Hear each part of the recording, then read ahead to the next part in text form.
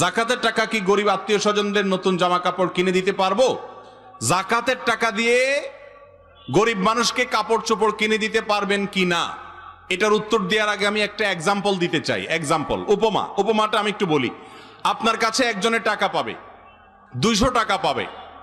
200 টাকা আপনি ধার নিয়েছেন, সে টাকাটা আপনি তাকে ফেরত দিতে হবে, সে পাবে তার পাওনা টাকা। বাজারে দেখা হওয়ার পরে তাকে বলছেন, ভাই এদিকে আসেন, আপনি না আমার কাছে 200 টাকা পাবেন? বলে হ্যাঁ। বলে আসেন। ডেকে নিয়ে ফল দোকানে নিয়ে গেলেন, নিয়ে 1 কেজি আপেল কিনে দিলেন 200 টাকা দিয়া বললেন যান বাড়ি যান।